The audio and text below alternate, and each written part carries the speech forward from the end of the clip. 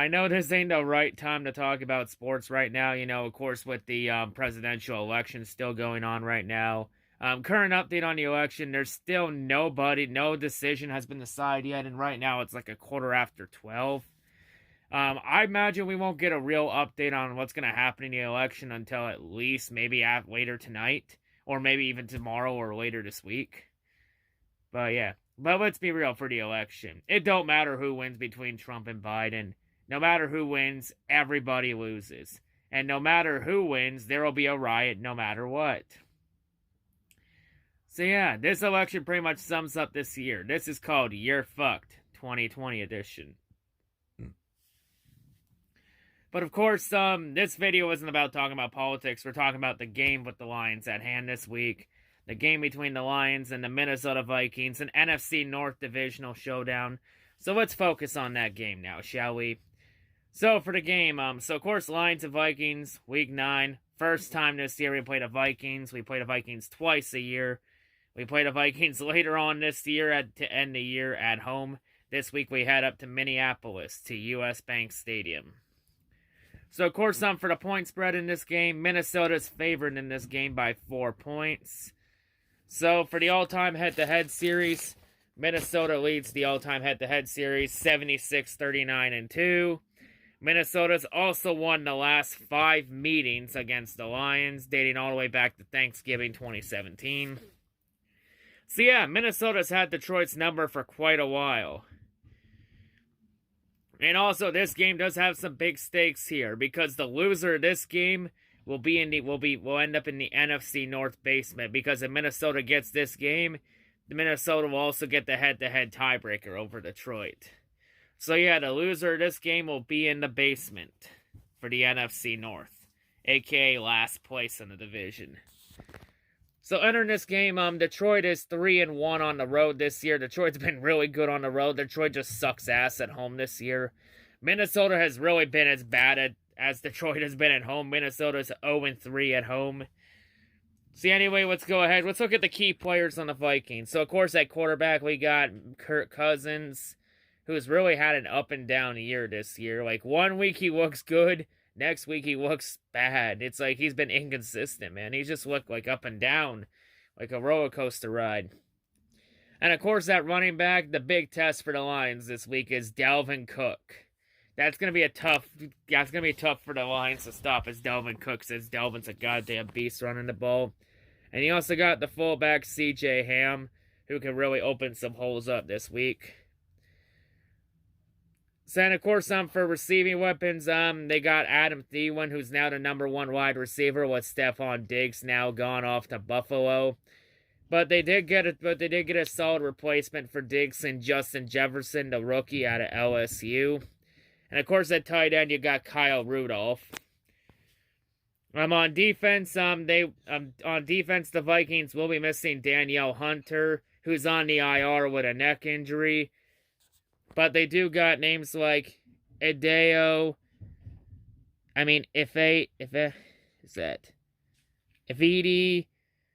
Odenigbo. They also got Michael Pierce and Shamar Stefan. For linebackers, the Vikings are going to be missing Anthony Barr, who's on the IR with a pectoral injury. They'll also be missing Ben Gideon, who's on the PUP list with an undisclosed injury. And in the secondary, they do got Anthony Harris and Holton Hill. They will be missing Mike Hughes, who's on the IR with a neck injury. And they also got Harrison Smith, too. So really, a lot of the key injuries on the Vikings are on the defense. And it's all players that are out with injuries. Like, a lot of the Vikings' key playmakers are banged up. Also, the Vikings also got Eric Kendricks, too. So, yeah, gotta keep an eye on Kendricks. So really, the Vikings, a lot of their defensive struggles this year have been with the injuries. A lot of their key playmakers getting banged up. So, of course, I'm the head coach for the Vikings. For this team is Mike Zimmer again. And, of course, Mike Zimmer's also in a contract year, so he's in a lame duck year. Is this the end for Mike Zimmer? That's going to be the question here. Is Mike Zimmer still going to be the coach of the Vikings next year? Or is he going to seek employment elsewhere? Also, the offensive coordinator, of course, is Gary Kubiak. And for defensive coordinator, they got two coordinators. They got two co-coordinators. Like, coordinator number one is the defensive line coach, Andre Patterson. And co-defensive coordinator number two is the linebacker coach, Adam Zimmer. So that's interesting that they have two different defensive coordinators for this on the squad. So, like, what is it? It's like, what does one coordinator call plays one week and the next one calls the other week? Like, that's gonna be something interesting to keep an eye on. Of course, for the Vikings, where they rank this year, the Vikings offense is ranked 16th this year. They're 23rd in the passing game, but they're 6th in the run game. So the big key, of course, for to beat the Vikings this week is easily gonna be we need to stop Dalvin Cook. Stop the run. Need to find a way to stop Dalvin Cook so Kirk Cousins can throw the ball and make it a little more predictable. Of course, the Vikings defense has been a downward spiral with the injuries. They're ranked 28th right now. They're 30th against the pass and 19th against the run.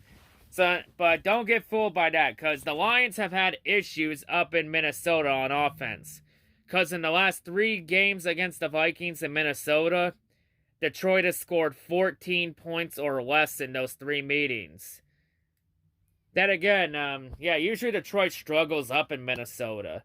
So I could see this game as a trap game. Like, I wouldn't sleep on the Vikings in Minnesota. Like, Detroit has struggled the last couple years in Minnesota. But then again, Detroit won back in Minnesota in 2017, which was the last time the Lions ever beat the Vikings, so what the hell do I know? But yeah, so overall, offensively, really the big issue on the Lions' offense this year has been the creativity from Darrell Bevell. Like, Darrell Bevell's play calling has really sucked this year. Like, he's been trash calling plays. Like, the big key for the Lions is not only run the ball and use DeAndre Swift should be running back 1, and I would say then hand the ball to AP as RB2. Like, the offense needs to be more creative. They got to be more creative with their play call and be unique, because really their play calling has been a little bit predictable, which has led to those offensive struggles this year. And it won't help the Lions now with Kenny Golladay expected to be out for this game, with that hip injury, and Galladay's expected to be week to week. And also the Lions looks like the Lions might be also getting plagued with an injury bug, because now Trey Flowers will be on the IR for the next 3 weeks. But odds are, I'm expecting that Everson Griffin's going to be taking Trey Flowers' spot for the foreseeable future. And oh, by the way, this is going to be Everson Griffin's first game in Minnesota since leaving the Vikings in free agency last year. And this is going to be Everson Griffin's debut with the Lions. So this is going to be interesting. I know Everson Griffin's been waiting for this one. Waiting for a shot to play the Vikings. And of course, not to make matters worse, Jared Davis has now been put on the COVID list. So now Jared Davis might have COVID-19. The question is it a real COVID test or is it a false positive? Because if it's a false positive, if we find out in a couple days it's a false positive, then he might still be able to play. But yeah. So really, the Lions wide receiving core is pretty banged up now with Golladay out. That's a big blow to the offense. Simply put, I'd say bring Cephas back in. Call Cephas up. It's simple. To all the other Lions receivers, it's simply put, step up or step aside. Very simple as that. Like, someone this week needs to step up. I'd say run the ball a lot more, too. But I would say for the Lions, maybe look at using Hawkinson a lot more, take advantage of those mismatches, and be more creative on offense with the play calling. Because the Lions offensively have the talent to be a top offense in the league and win games.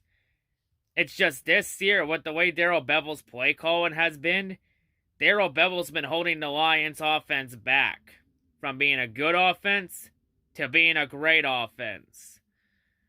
Like, Bevell needs to be more creative with his play calling. He's got to step up and be more creative with the play calling. Can't stress that enough. So yeah, this is going to be defensively, we got to stop Dalvin Cook. And offensively, we got to be more creative on offense and run the ball. Need to start utilizing the run game because last week when your leading rushers were Jamal Agnew and Matt Stafford, then there was a problem. It's like we should not be wasting DeAndre Swift like that. But yeah, for this game, it's going to be a tough game. Going to be a tough game. You know, the Lions need to figure out how to do something against the Vikings offensively if they're going to have a chance. Because defensively, I think the Lions can do a good job defensively to hold the Vikings off. It's just going to be offensively in Minnesota. Can Detroit solve their offensive woes up in Minnesota? With their issues there the last couple years. That's going to be the big question here. And also, the O-line has to do a better job of protecting Stafford this week and not let him take a beating.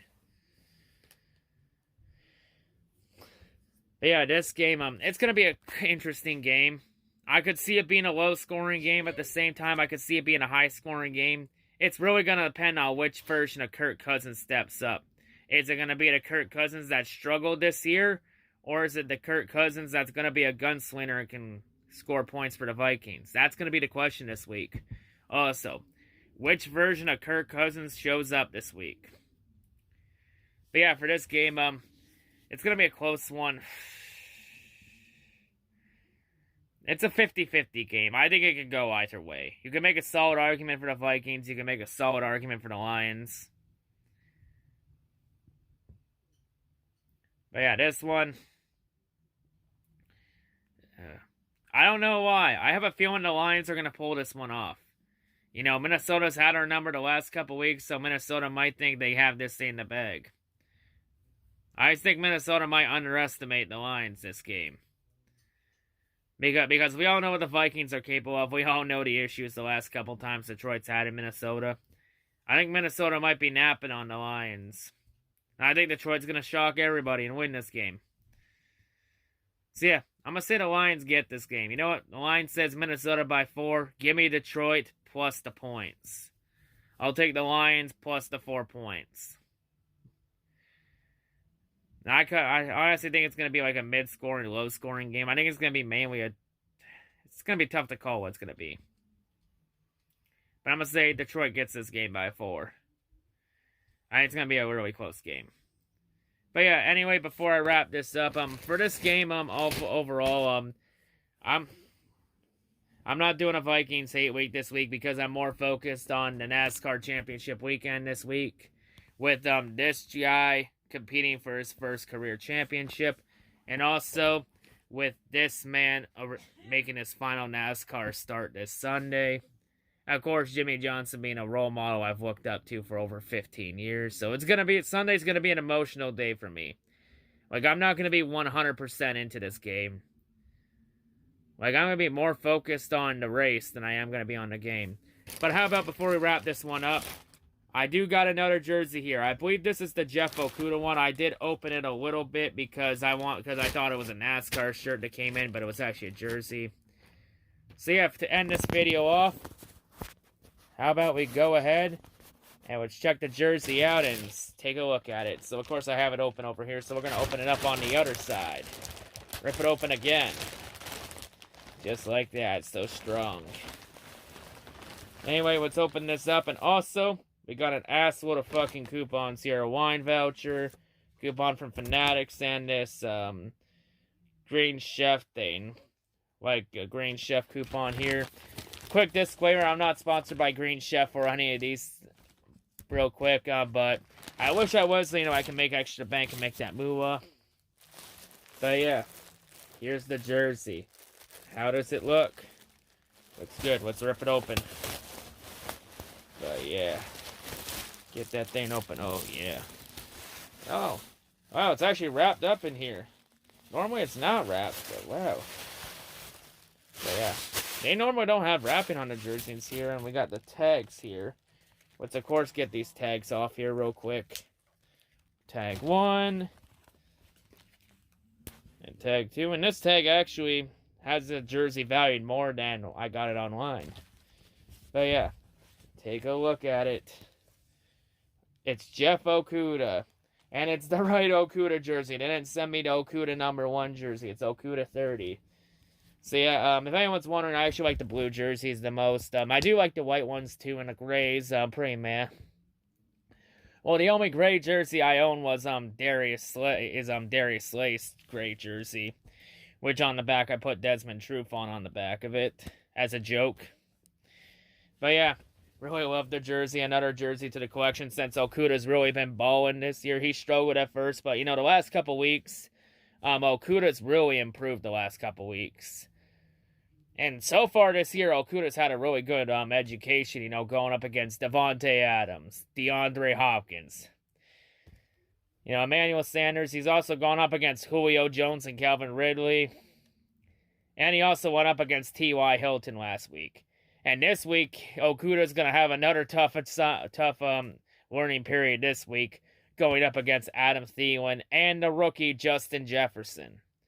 So yeah, that's going to be interesting for him, but so far, Okudah's been holding his own so far. Him and Amani Oruwariye have been holding their own. But yeah, anyway, with now this jersey in tow, that's all I got to say for this week. Hope everyone has a great day. Hail the new C-Rad and hail the Outsiders.